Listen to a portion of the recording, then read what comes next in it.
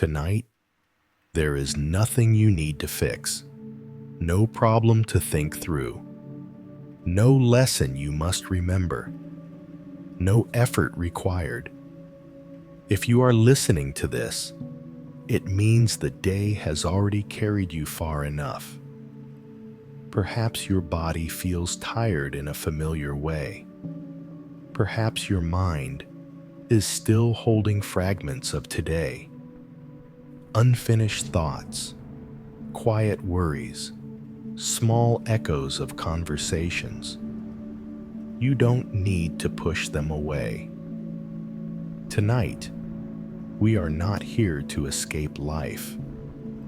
We are here to rest inside it. The Buddha often taught through what was ordinary, not through grand speeches alone, but through moments so simple they were easy to overlook.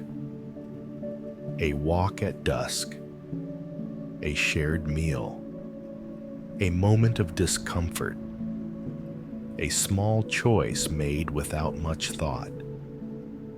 These moments are where the Dharma lives, not as rules, not as beliefs, but as understanding. Tonight's stories will not take you far from where you already are.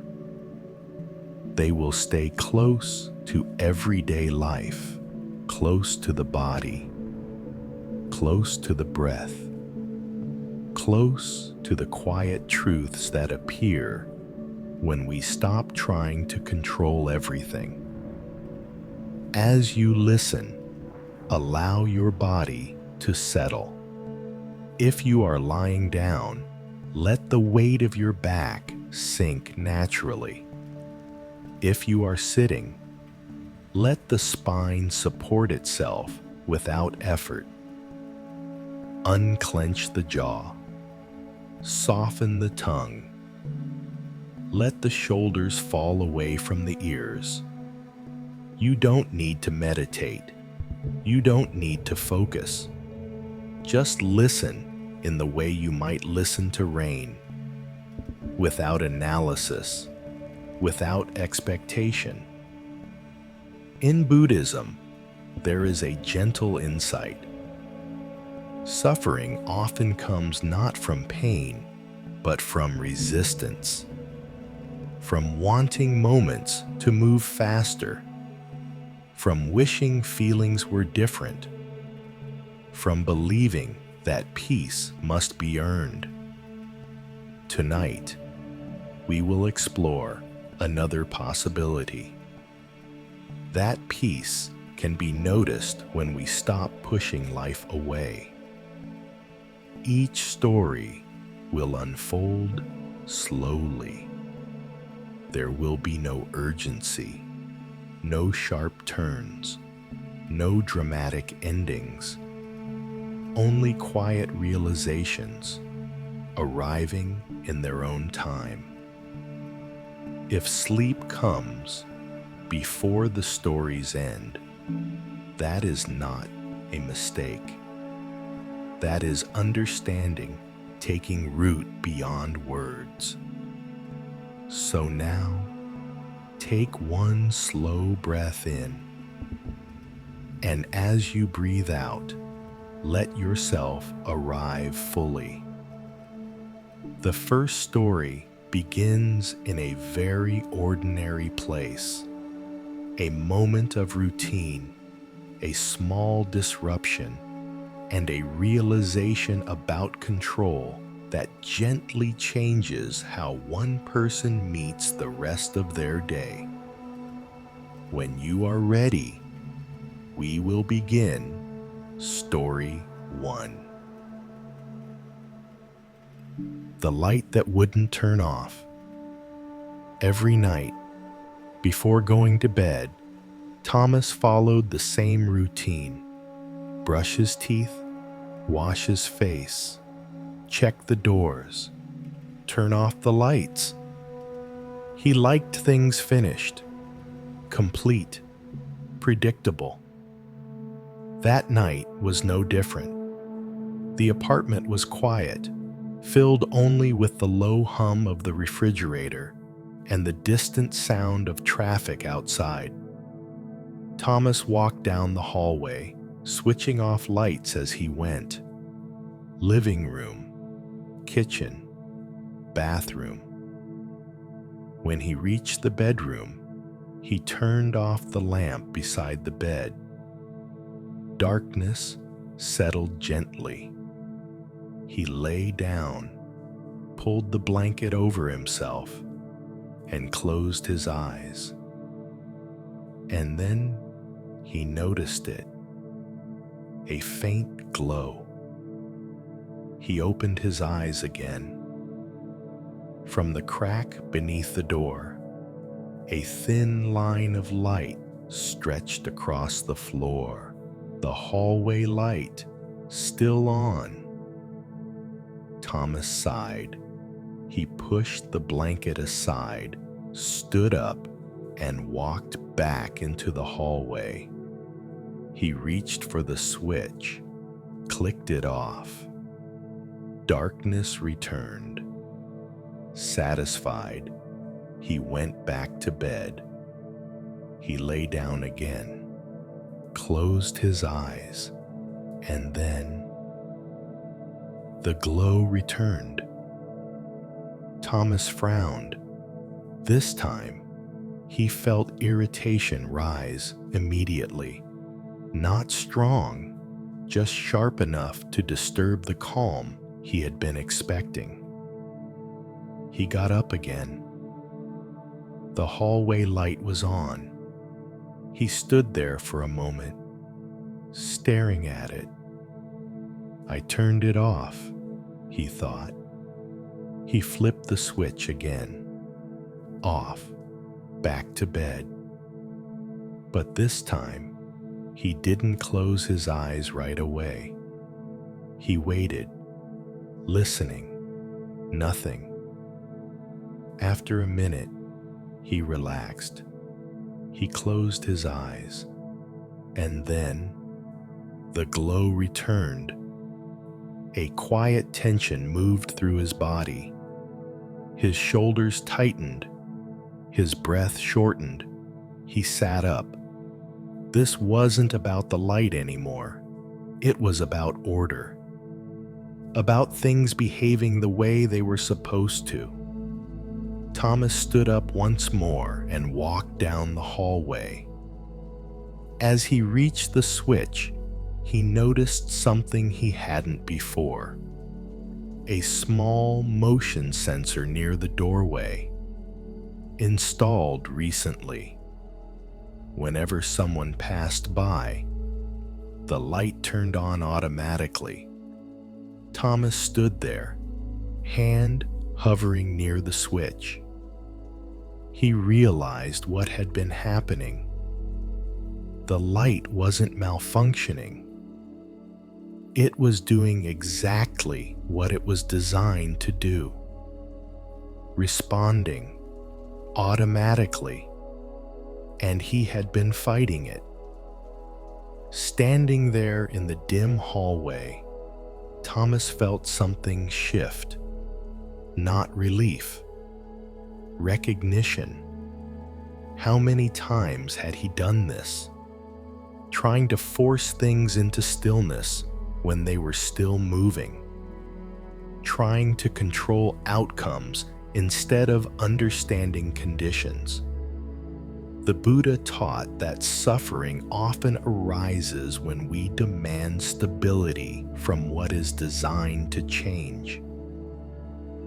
Thomas leaned against the wall and exhaled slowly. He could disable the sensor, unplug it, remove it. But tonight, he didn't.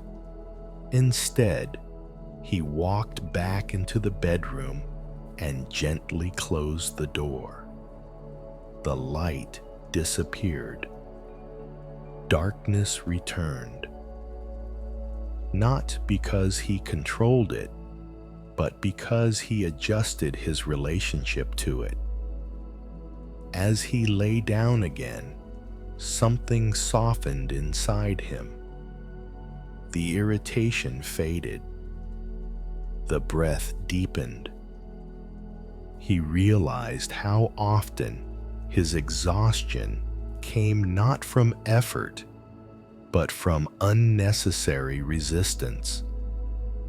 Life responding, mind reacting, again and again. In the next part of this story, a moment the following morning will quietly deepen this insight, revealing how control often hides inside our habits and how letting go can begin in very small ways. The next morning arrived without effort. Thomas woke before the alarm, not abruptly, but gradually, as if sleep had simply loosened its grip. The room was dim, wrapped in early light. For a moment, he lay still, listening. No irritation, no urgency, just breath moving quietly in and out. He remembered the hallway light, not with annoyance, but with a kind of mild curiosity. After breakfast, Thomas stepped into the hallway again. The sensor light turned on as he passed.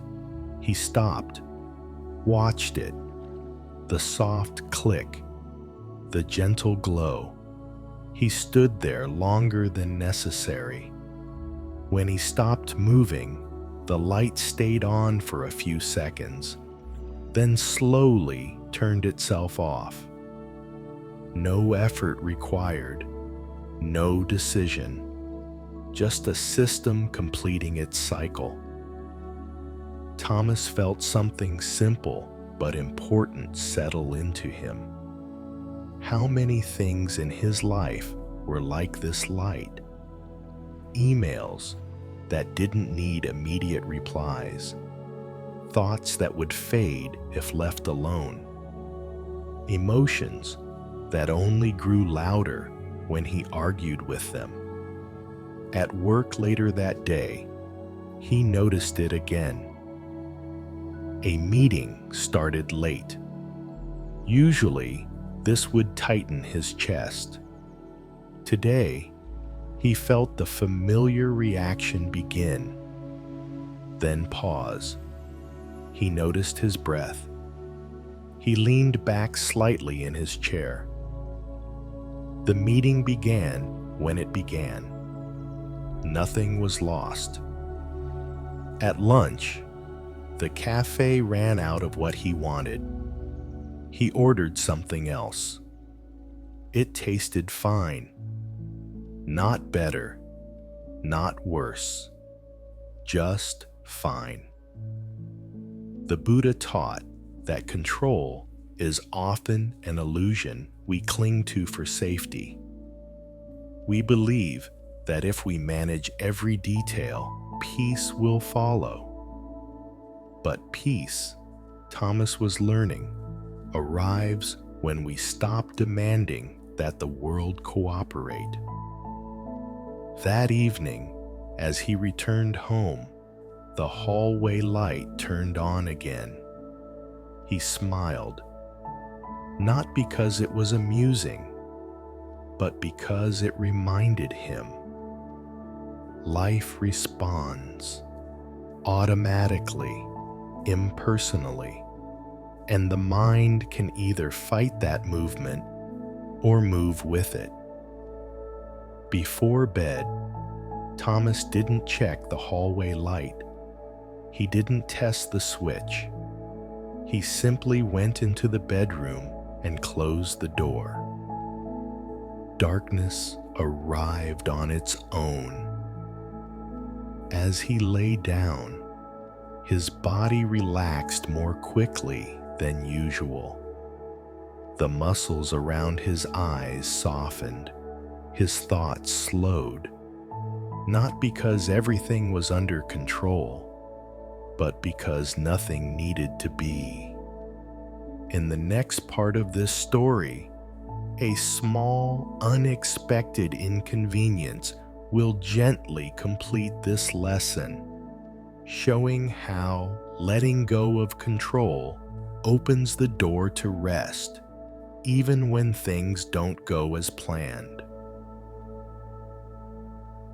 That night, something small went wrong. Not important, not serious, but enough to be noticed. As Thomas prepared for bed, he realized his phone charger wasn't working. He plugged it in, unplugged it, tried another outlet. Nothing. The screen remained dark. Normally, this would have triggered a familiar pattern, checking cables, looking for another charger, mentally listing what could go wrong tomorrow with a low battery. Control quietly reasserting itself. Thomas sat on the edge of the bed and felt the urge rise. Then he noticed it, the tightening in his chest, the subtle pressure behind the eyes. He paused. The phone was already low, the charger already broken.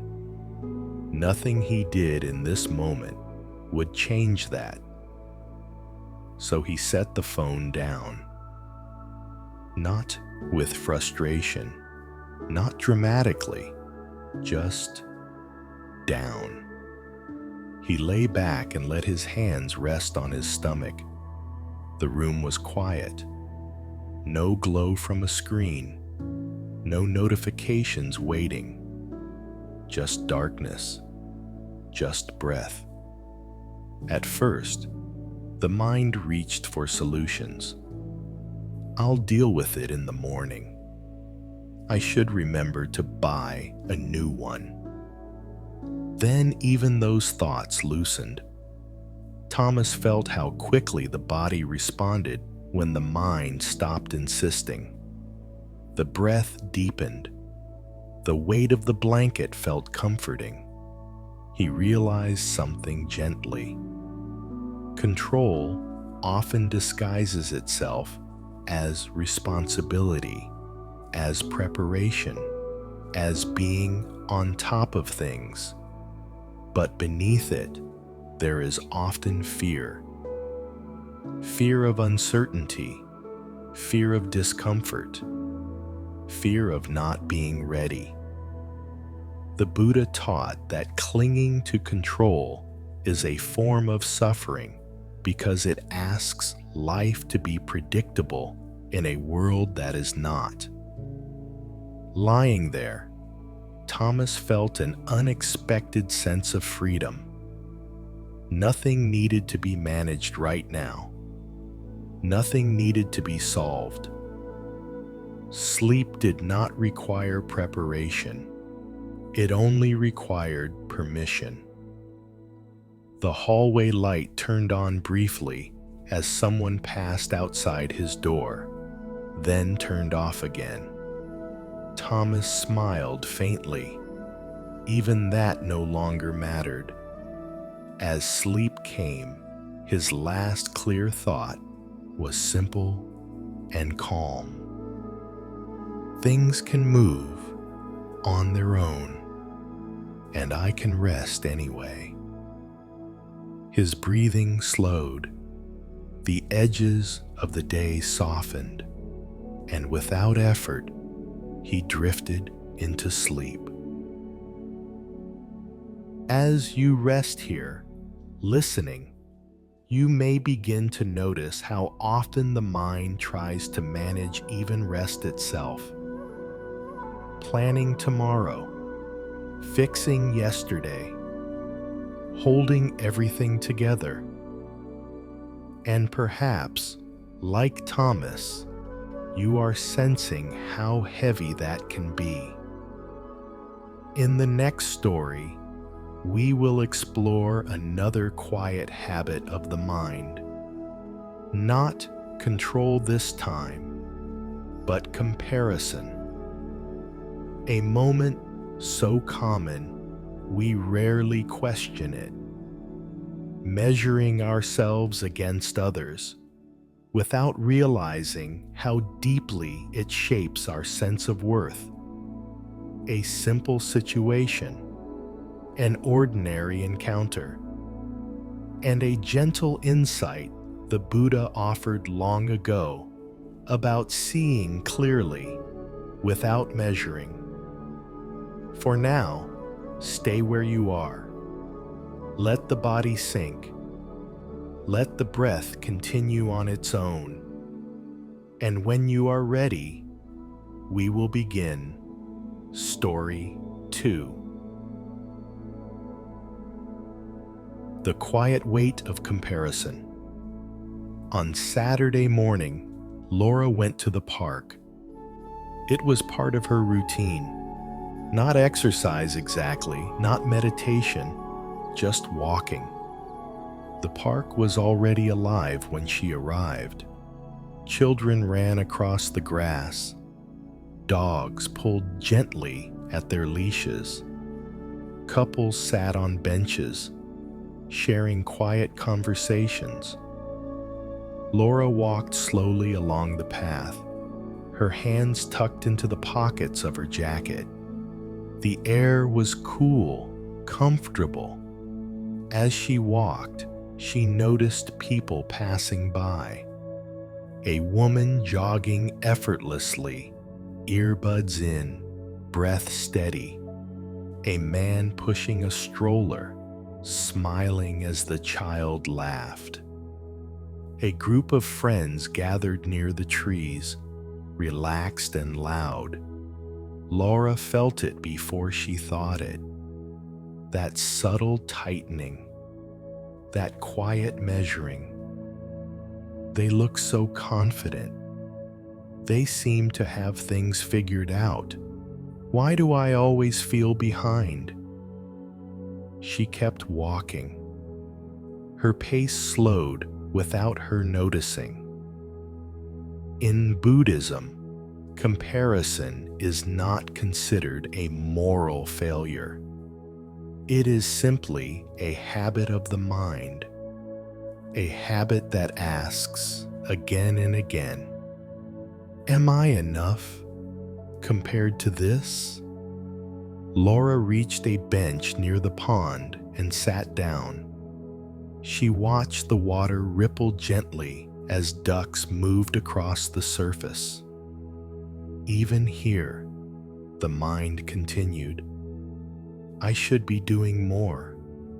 I should be happier than this. Other people seem to enjoy life so easily. She sighed quietly, not out of sadness, out of tiredness, the tiredness of carrying an invisible scale everywhere, measuring moments, measuring progress, measuring herself. The Buddha taught that comparison creates a false center.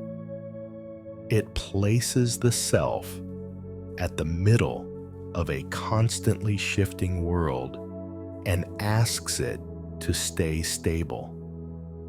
An impossible task. Laura leaned back on the bench and closed her eyes briefly. She felt the cool wood beneath her palms. The sounds of the park washed over her. Laughter, footsteps, birds calling from the trees.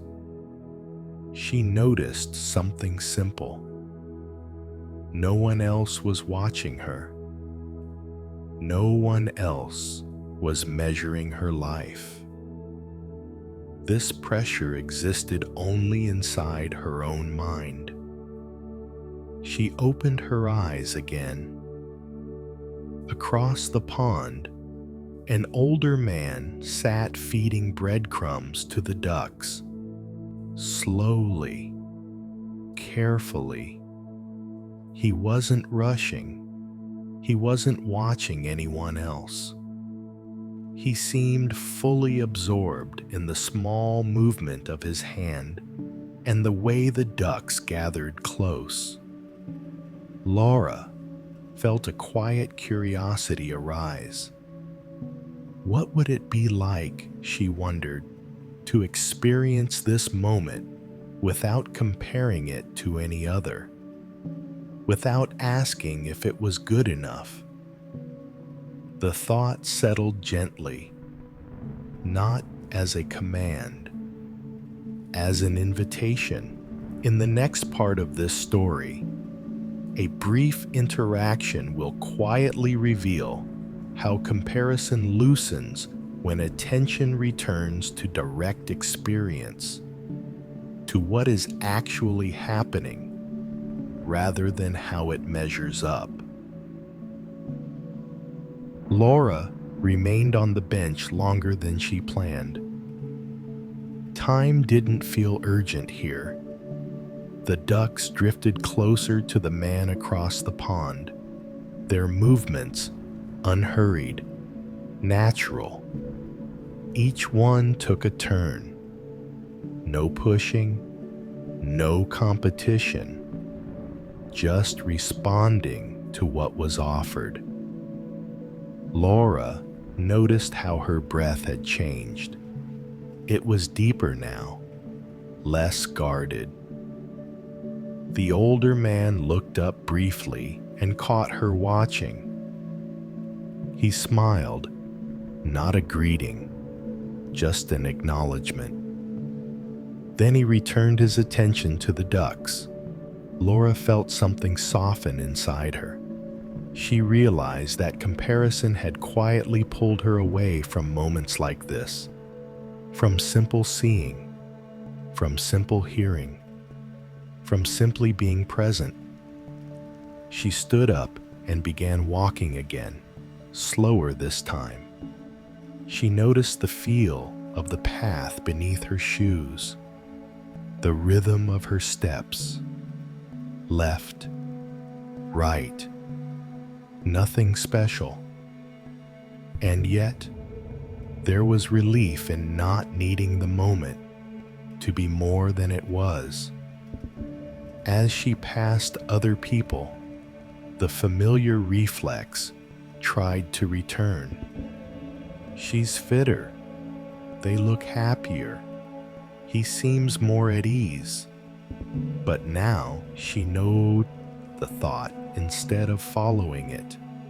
She let it pass, like a sound in the distance. The Buddha taught that suffering grows when we mistake thoughts for truth. Comparison speaks with confidence, but it rarely speaks with wisdom. Laura realized that she had been using other people's lives as mirrors to judge her own. Mirrors that were distorted, incomplete. She didn't know their struggles, their fears, their private doubts, and they didn't know hers. There was no real comparison possible, only imagination. She reached a small bridge and stopped.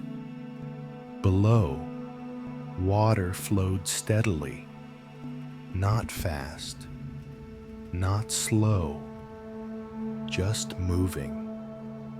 She watched leaves drift past, each one carried differently by the current. Some spun, some floated straight, some disappeared beneath the surface.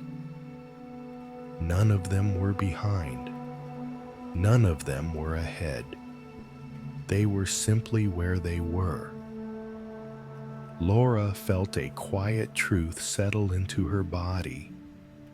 Her life was not late. It was not early.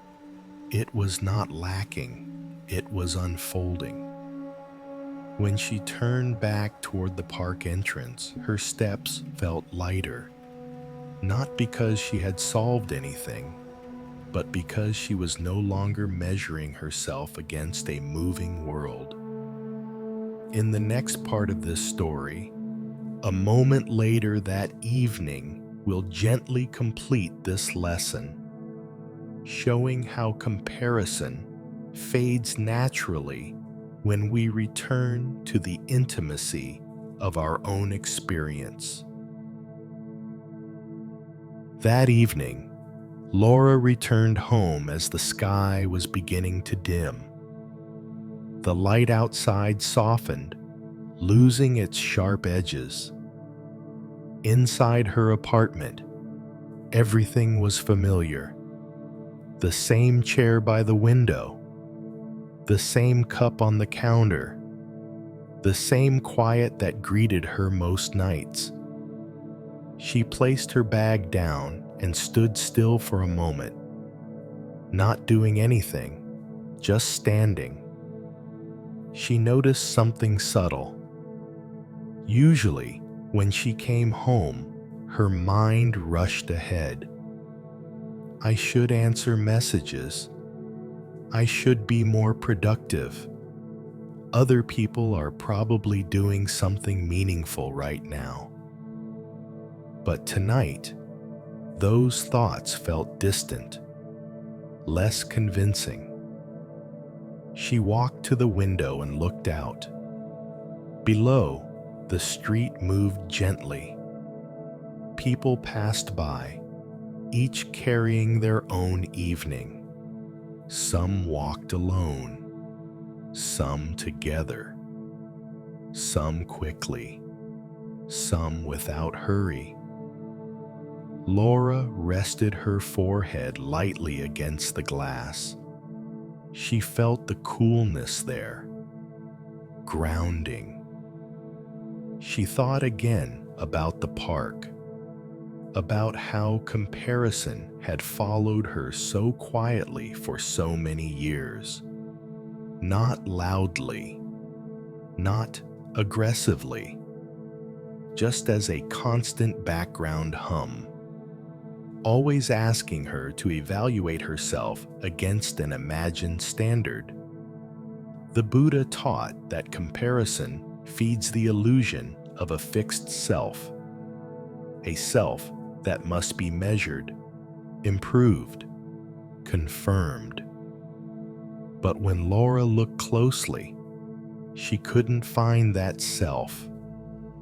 There was only experience, breath, sound, sensation. She went to the kitchen and began preparing a simple meal. Nothing elaborate, chopping vegetables slowly, listening to the soft rhythm of the knife on the board. She noticed how calming it felt to do one thing at a time. No measuring, no comparing, just hands moving. She remembered how often she had compared her life to images of success, of happiness, of being on track, images that were never truly real. She had been competing with ideas and losing. Laura placed the food on a plate and sat at the small table near the window. She ate slowly, tasting, chewing, feeling the warmth spread through her body. In Buddhism, there is a gentle reminder. When attention returns to the body, the mind stops wandering into imagined worlds. Laura felt that now. Her body did not care how her life compared to anyone else's. It only cared about nourishment, rest, warmth. After eating, she cleaned up without rushing. She moved with ease, Later, she changed into comfortable clothes and sat down on the bed. The room was dim now. Only a small lamp was on. Laura lay back and let her hands rest on her stomach. She followed her breath. In, out. A thought appeared. I should be further along by now. She noticed it, and instead of believing it, she asked quietly, "Further along? Compared to what?" The thought had no answer. It dissolved. Another thought arose. Other people are doing better. She noticed that too, and gently let it pass. The Buddha taught that freedom does not come from stopping thoughts, but from seeing them clearly. Laura felt a deep relief in not having to argue with her mind anymore, not having to convince herself she was enough. She didn't need to prove anything to this moment. The moment accepted her fully, just as she was. As sleep approached, Laura felt something loosen in her chest. The weight she had been carrying for so long. The quiet burden of comparison had begun to fall away. Not because she replaced it with confidence, but because she no longer needed the scale. Her life did not need to be measured. It only needed to be lived. Her breathing slowed. The room grew quieter, and as she drifted toward sleep, one simple truth remained, gentle and clear. I am not behind. I am here. As you rest now, you may notice how the body softens when the mind stops comparing.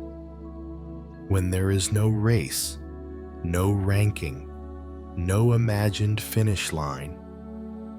In the next story, we will explore another quiet habit of the mind. Not control, not comparison, but self-judgment. That inner voice that comments endlessly about mistakes, about not being enough, about how we should be. Through a very ordinary mistake and an unexpected moment of forgiveness, the Buddha's teaching on gentleness toward oneself will slowly unfold. For now, stay with the breath. Let the body sink deeper. And when you are ready, we will begin Story 3. The voice that wouldn't be kind. It happened in the simplest way. A small mistake. The kind no one else would remember. But Hannah noticed it immediately. She was at work, standing near the printer, waiting for a document she needed to send. When the pages came out, her stomach tightened. She had attached the wrong file. Not serious, not irreversible, but wrong. She felt the familiar reaction rise before she could stop it. How could you miss that? You should know better by now. Why are you always like this? The words came quickly, sharp, efficient, as if a part of her believed that being harsh would prevent future mistakes. Hannah corrected the error, sent the right document, and returned to her desk. Outwardly, nothing had happened. inside, the voice continued, "Other people don't make mistakes like this. You're careless. You're not paying enough attention." She stared at the screen without really seeing it. Her shoulders were tight, her breath shallow. In Buddhism, this inner voice has a name, not an enemy, not a truth, just a habit formed long ago, trying to protect us through criticism. Hannah didn't know that. She only knew the feeling, that quiet heaviness, the sense that she had fallen slightly in her own eyes. At lunch, she sat alone by the window, stirring her food without eating much. She replayed the mistake again and again, not the event itself, but what it said about her. The mind loves stories, especially stories about who we are. The Buddha taught that suffering often comes from mistaking these stories for identity. Hannah watched people walking outside. They laughed, they talked, they moved freely. She wondered how many of them were carrying the same voice, the one that never says, "It's okay," the one that never rests. After work, Hannah walked home slowly. The sky was overcast, the air cool. She felt tired in a way that sleep alone wouldn't fix. At home, she set her bag down and leaned against the door. She closed her eyes. For the first time that day, she noticed her breath. It felt tight, held, as if even breathing needed to be done correctly. She exhaled slowly. Then again, she realized something gently. She had been kinder to everyone else that day than she had been to herself. The Buddha taught that true compassion must include oneself.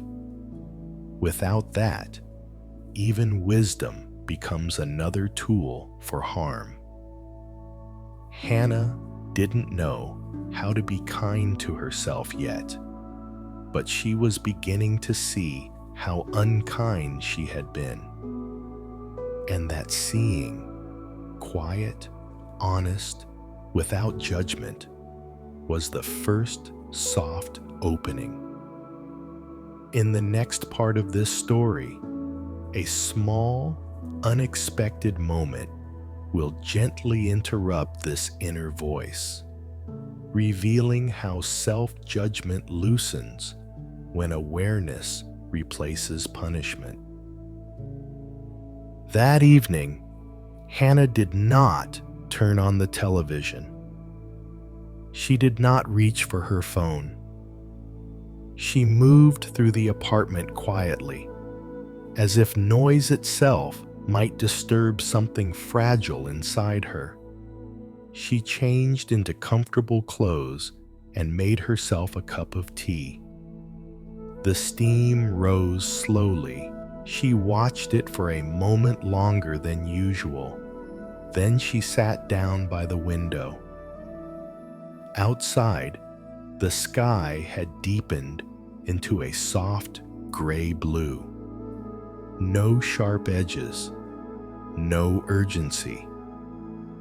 Hannah wrapped her hands around the cup and felt the warmth seep into her palms. The inner voice was still there. It hadn't disappeared. It never did, all at once. You wasted time today. You should have done better. You're falling behind again. She noticed the tone, how absolute it sounded, how certain, as if it knew her completely. But for the first time, she didn't argue with it.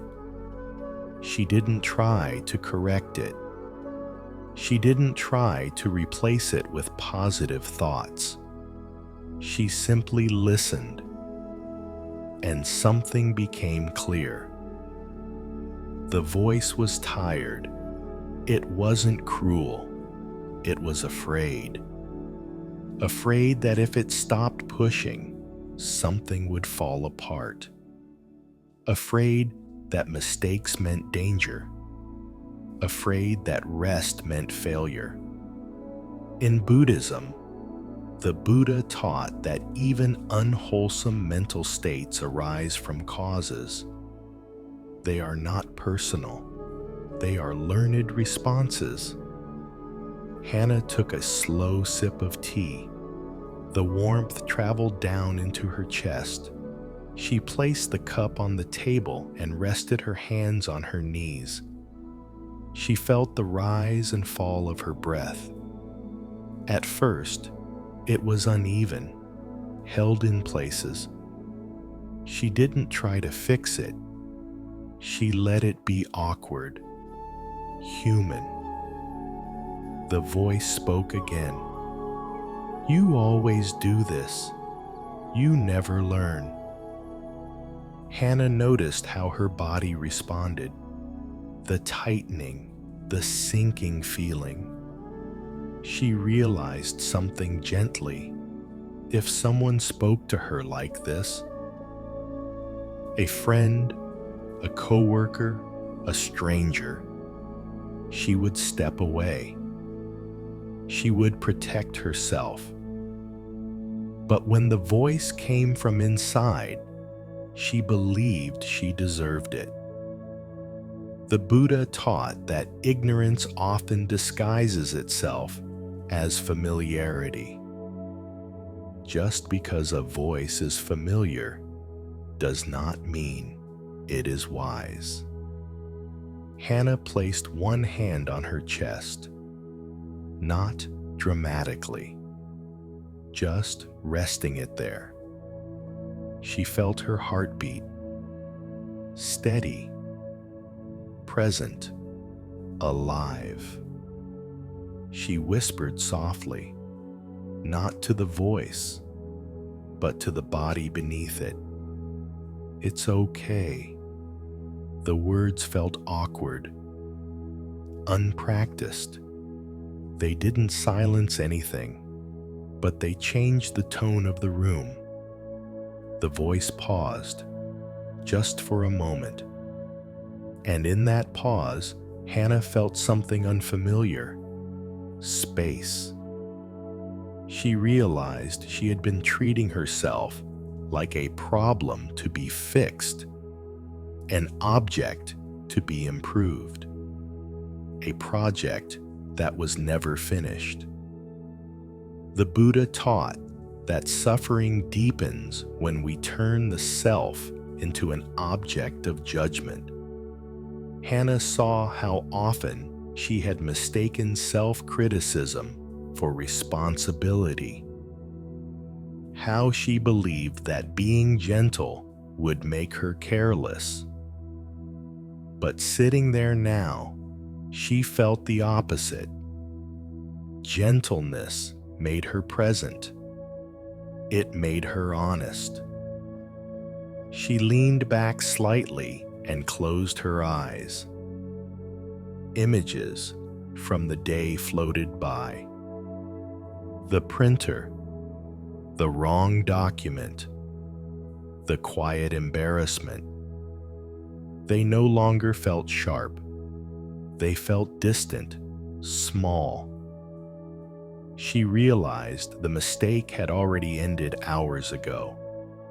Only the punishment had continued, and punishment, she saw now, had never helped her learn. It had only taught her to fear herself. Her breathing slowed. The voice returned again, weaker this time. "You should try harder tomorrow." Hannah noticed it and gently replied, not with words, but with breath. In, out. The body relaxed. The room felt softer. In that softness, she understood something important. Kindness toward oneself is not indulgence. It is clarity. It allows us to see mistakes clearly without turning them into identities. As the tea cooled in her cup, Hannah felt ready for rest. Not because the voice was gone, but because she no longer believed everything it said. In the next part of this story, a quiet moment the following morning will gently complete this lesson, showing how self-kindness becomes natural when we stop trying to earn it. Morning arrived quietly, not with urgency, not with demand, just light, slowly entering the room. Hannah woke before the alarm. For a moment, she lay still, unsure why her body felt different. Then she noticed it. There was no tight knot in her chest, no immediate list of what she had done wrong yesterday. The voice was still there, but it hadn't spoken yet.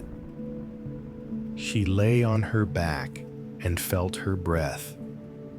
In, out, simple, unforced.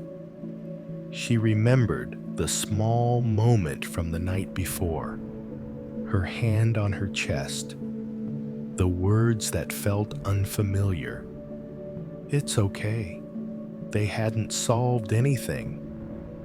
And yet, something had shifted. As she got out of bed and moved through her morning routine, she noticed how gentle everything felt.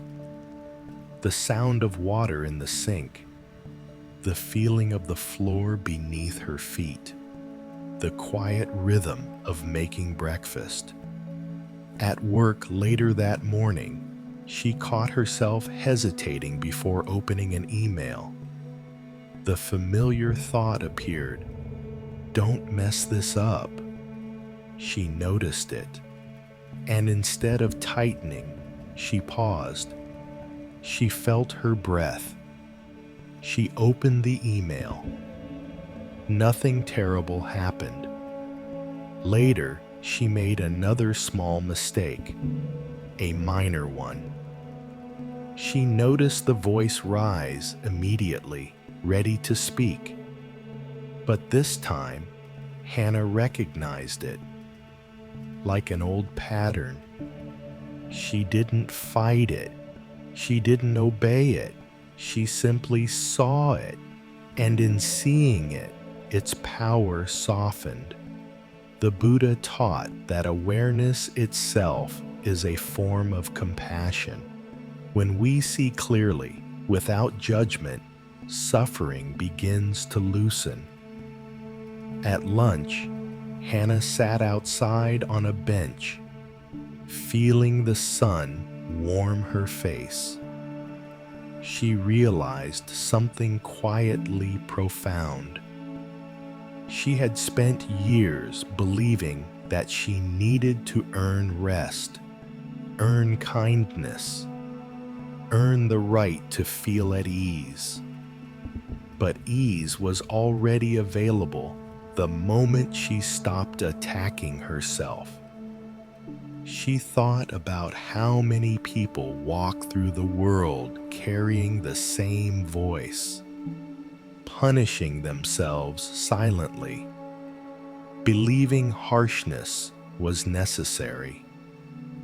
She felt a deep tenderness arise, not dramatic, just honest.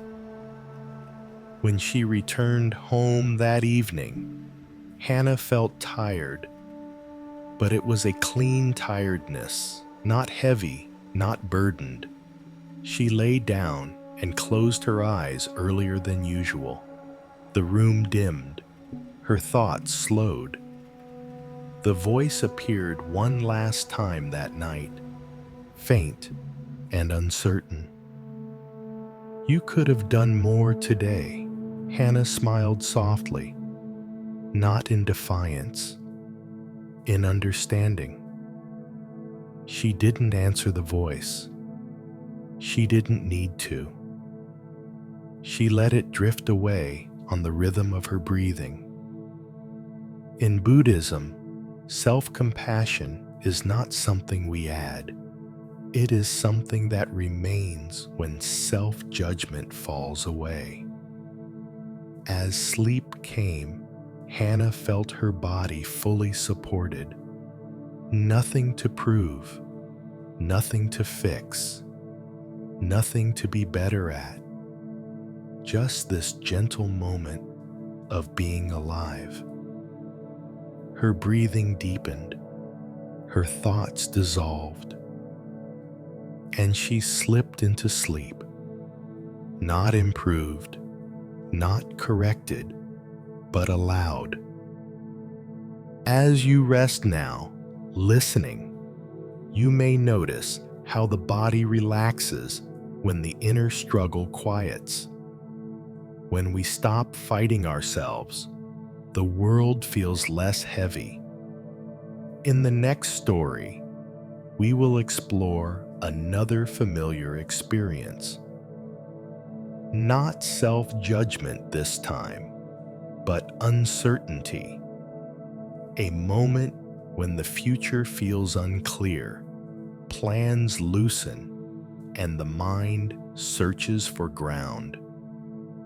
Through a very ordinary situation, the Buddha's teaching on trusting the unfolding will gently reveal itself. For now, stay with the breath. Let the body sink deeper. And when you are ready, we will begin Story 4. Learning to sit with the unknown. On Sunday afternoon, Michael found himself staring at an open calendar. The week ahead looked empty. No urgent meetings, no clear plans, no obvious direction, just blank spaces. Normally, this would have unsettled him immediately. He liked structure. He liked knowing what was coming next. It made him feel safe. But today, the emptiness felt heavier than usual. Michael sat at the small desk by the window, fingers resting lightly on the edge of the table. Outside, clouds drifted slowly across the sky. Not in a hurry, not forming anything in particular. He noticed how his mind responded to the empty calendar. I should be doing something. I should have a plan by now. What if I'm wasting time? The questions came quietly but persistently. They carried a familiar edge of anxiety. In Buddhism, uncertainty is often where the mind reveals its deepest habits. When the future is unclear, the mind rushes to fill the space, not with wisdom, but with fear disguised as planning. Michael leaned back in his chair and sighed. He had recently finished a long project. For years, his days had been full. Deadlines, goals, clear next steps. And now, for the first time in a long while, there was nothing demanding his attention.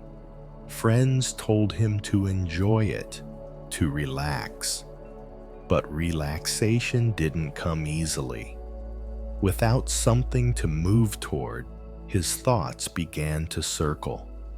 He stood up and walked into the kitchen, made a cup of coffee.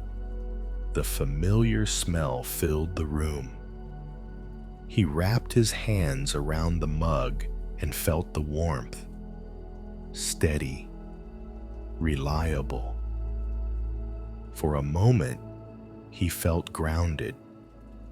Then the questions returned. What's next? What if I choose the wrong thing? What if this pause means I'm falling behind? Michael took a slow sip. He noticed how the body reacted to these thoughts. The slight tightening in the chest, the restless energy in the legs. He realized something gently. Nothing was actually wrong. There was no immediate problem to solve. Only the discomfort of not knowing. The Buddha taught that much of our suffering comes not from pain, but from uncertainty combined with resistance. We want clarity before it is ready to arrive. We want guarantees in a world that moves moment by moment. Michael walked back to the desk and closed the calendar, not to avoid it, but to stop staring into it. He sat down on the couch instead, let his hands rest on his thighs. He noticed his breath. At first, it was shallow, uneven. He didn't correct it. He simply noticed. Outside, a breeze moved the trees slightly. Leaves shifted. None of them seemed concerned about what came next. Michael felt a quiet question arise, not from fear, but from curiosity. What if this uncertainty was not a mistake? What if this pause was part of the path, not a detour from it? The thought didn't bring answers, but it brought space. In the next part of this story, a small, unexpected moment will gently deepen this insight, revealing how trust begins not by knowing the future, but by learning to stay present when the future is unclear. Later that afternoon, Michael went for a walk, not to clear his mind, not to find answers, just to move. The neighborhood was quiet. Most people were indoors, finishing their weekends, preparing themselves for another week. Michael walked without a destination. His steps were slow, almost hesitant at first. Each step felt like a small question placed on the ground. As he walked, his mind continued its familiar search. I should be using this time better. Other people always know what they're doing next. Why do I feel so unsettled when nothing is wrong? He noticed how these thoughts carried urgency, as if the future were something fragile that could be broken by not planning hard enough. In Buddhism, the Buddha spoke often about this habit, the habit of leaning forward into time, living one step ahead of where we actually are. Michael stopped at a small park and sat down on a bench beneath a tree. The air was still. He could hear birds moving through branches above him. Their movements were quick, then still, quick again, no pattern he could follow, and yet they seemed perfectly at ease. He leaned back and closed his eyes. At first, the discomfort grew louder. When there was nothing to distract him, the uncertainty felt closer.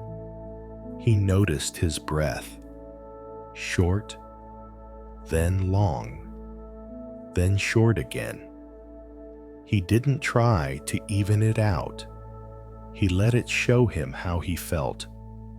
The Buddha taught that awareness is not meant to fix experience, but to reveal it. Michael realized how often he treated uncertainty as a personal failure, as if not knowing meant he was doing life incorrectly. He remembered times in the past when clarity had arrived on its own, moments he could never have planned, opportunities he didn't see coming, relationships that unfolded naturally. At the time, they had felt accidental, but looking back, they made sense. He opened his eyes. Sunlight filtered through the leaves above, creating moving patterns on the ground. Light and shadow shifting continuously. Nothing fixed, nothing permanent. Michael felt something soften in his chest. What if certainty was not the starting point? What if it was the result of staying present long enough?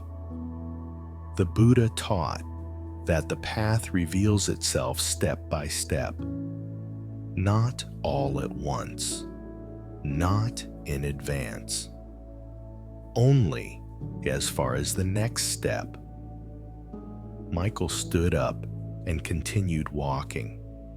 His steps felt different now, less urgent, less demanding. He noticed details he had missed earlier, the sound of gravel beneath his shoes, the smell of grass, the warmth of the sun on his arms.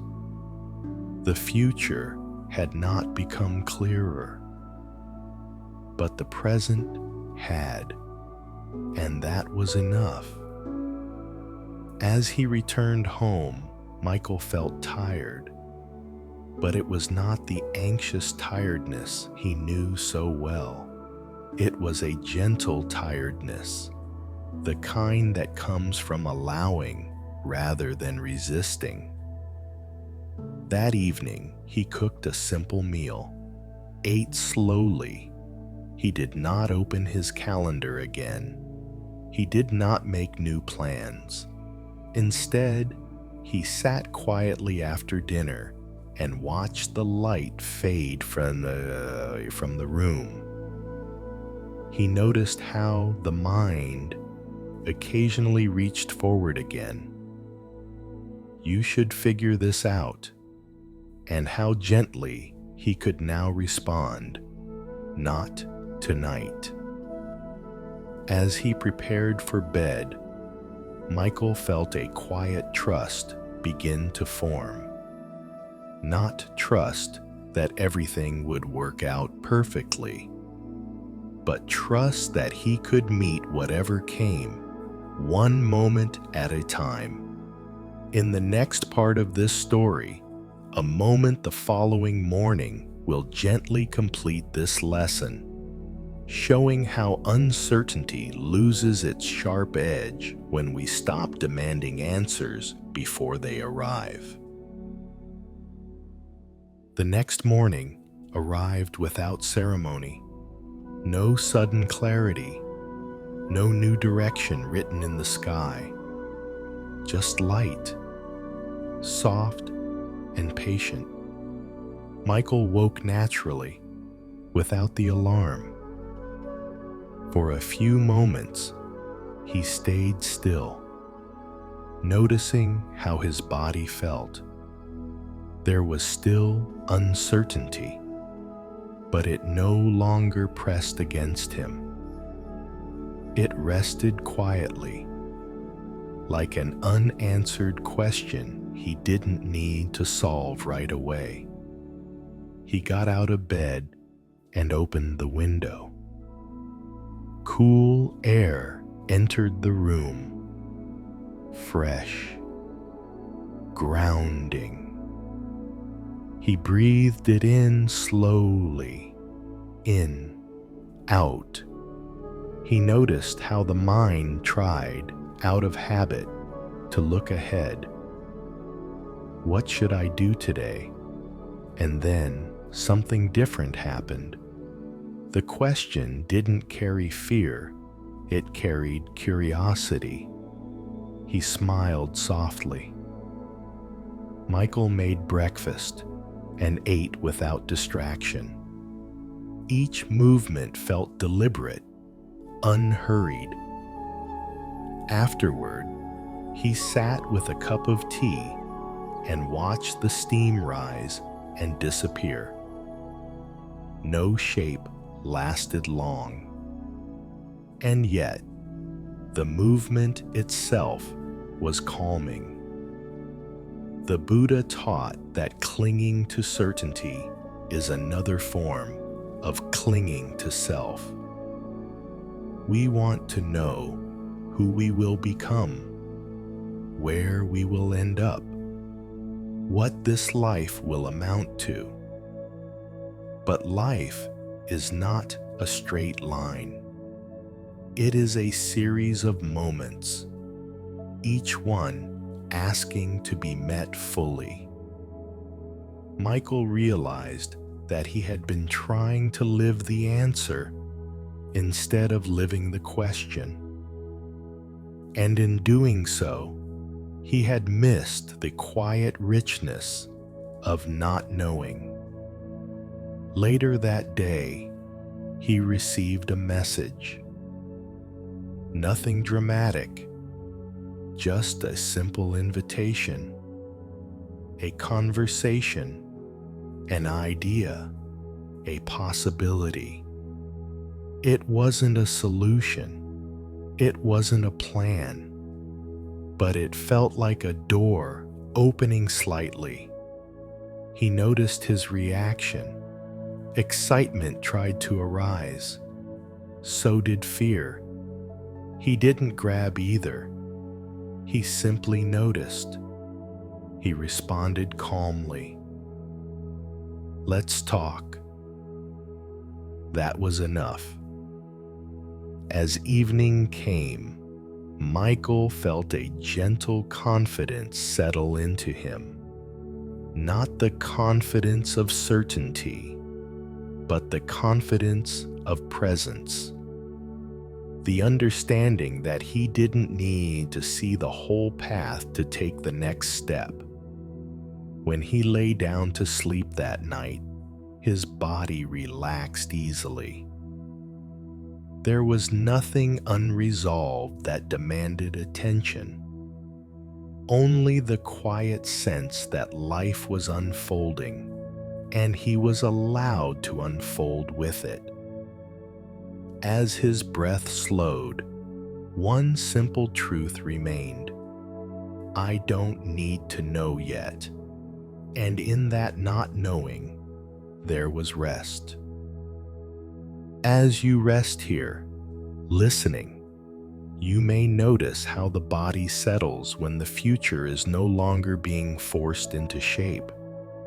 Control softens. Comparison fades. Self-judgment quiets. Uncertainty becomes space. In the final story, we will return to something very simple. Not effort, not understanding, but contentment. A quiet moment when nothing is missing, nothing is needed, and the heart rests naturally in enoughness.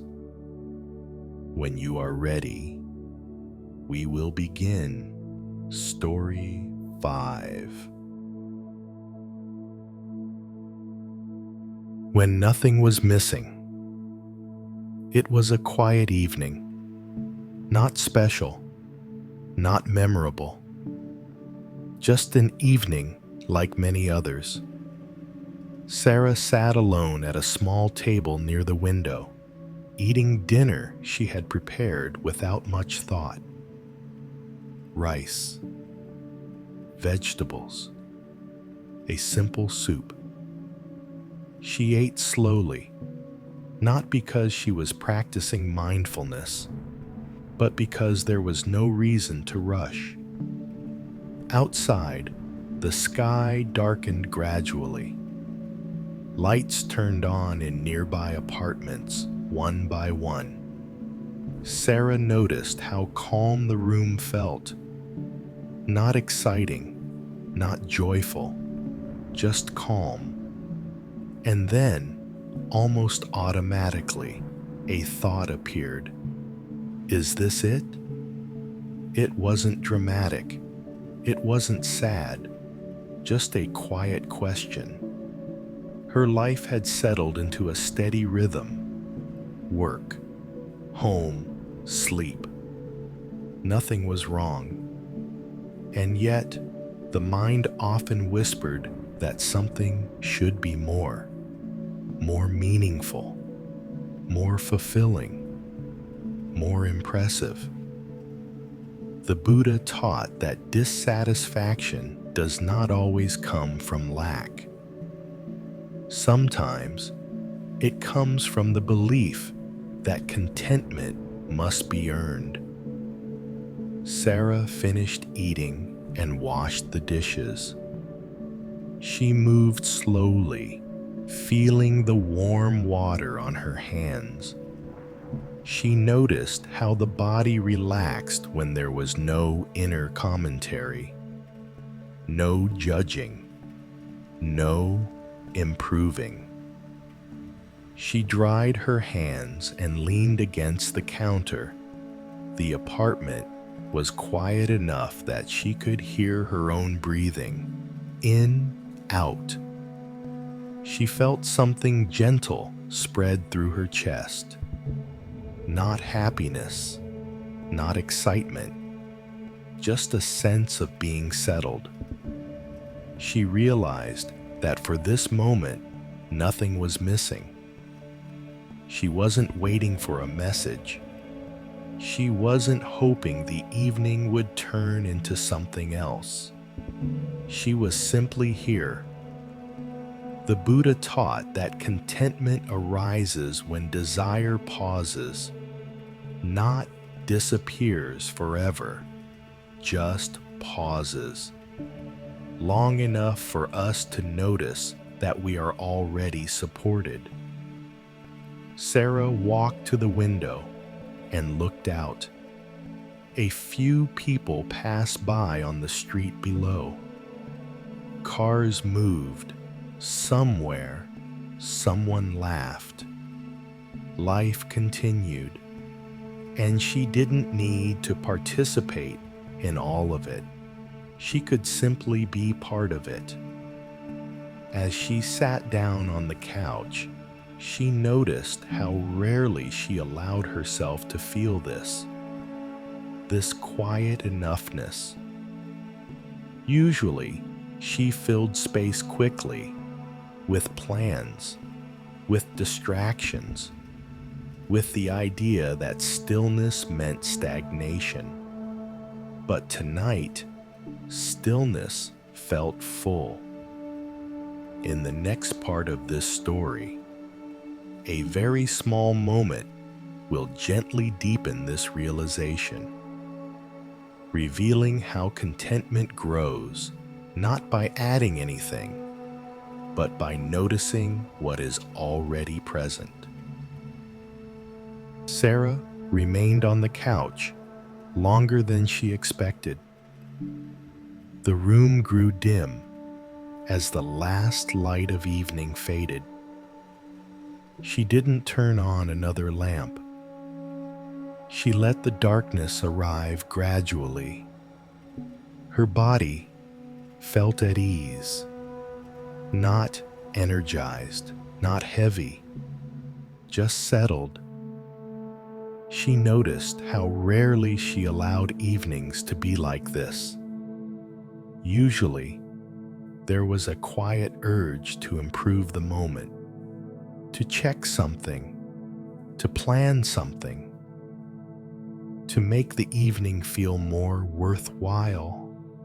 But tonight, that urge felt distant. She listened to the soft sounds of the building, a door closing somewhere below, footsteps in the hallway, the low hum of electricity moving through the walls. None of it asked anything from her. She placed her feet flat on the floor and felt the cool surface beneath them. Solid, reliable. The Buddha taught that contentment does not depend on having little or having much. It depends on knowing when enough has already arrived. Sarah felt how true this was now. Her mind had stopped reaching forward, stopped asking the moment to become something else. She stood and slowly prepared for bed. Each movement felt unhurried, brushing her teeth, washing her face, changing into comfortable clothes.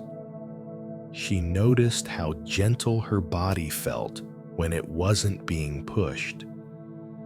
When she lay down, the bed welcomed her without effort. She rested on her side and pulled the blanket around her shoulders. The room was quiet. Her breath slowed on its own. In, out. Thoughts still appeared, small ones. Tomorrow I need to remember. But they didn't pull her with them. They floated by like distant sounds. She realized something softly. So much of her life had been spent waiting for contentment to arrive later. After one more achievement, after one more change, after becoming slightly different. But contentment had been available all along, not as excitement, not as pleasure, but as the absence of needing. The Buddha taught that true wealth is the ability to rest in what is present. Sarah felt a quiet gratitude arise, not directed at anything specific, just gratitude for this moment, for the body breathing, for the room holding her, for the day ending without conflict. Her breathing deepened further. The space between thoughts widened, and as sleep approached, one gentle understanding settled into her. Nothing else is required right now. Her body relaxed completely. The edges of awareness softened, and she drifted toward sleep, not searching, not waiting, but resting. Sometime during the night, Sarah woke briefly, not fully awake, just enough to notice the darkness. The room was still. No sounds, no movement. She didn't check the time. She didn't turn over to search for sleep. She simply noticed that she was awake and that it was okay. Her breath was slow and even. Her body felt warm beneath the blanket. There was no urgency to return to sleep. No sense that something had gone wrong. She lay there, feeling the gentle rise and fall of her chest. In the past, moments like this would have filled her with restlessness. I should be sleeping. Tomorrow will be harder if I don't fall back asleep. But tonight, those thoughts did not appear, or if they did, they passed without catching her attention. She realized something quietly profound. Even wakefulness did not need to be fixed. It could simply be experienced.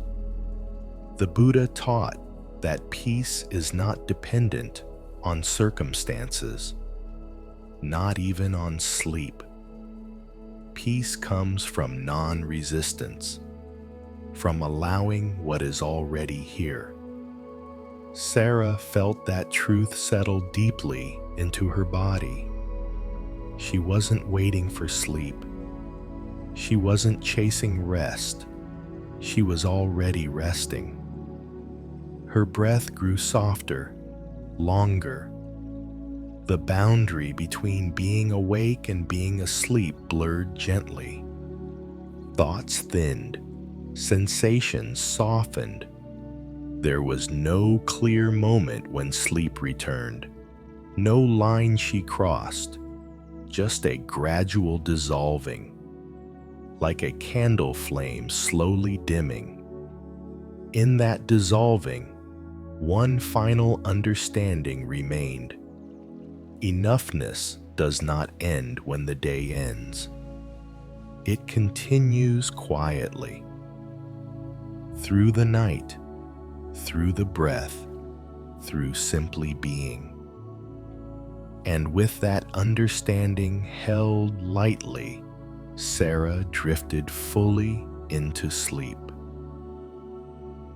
As you rest here now, listening, you may feel how everything has begun to settle on its own. No effort, no striving, no need to add anything more. Control has softened. Comparison has quieted. Self-judgment has loosened.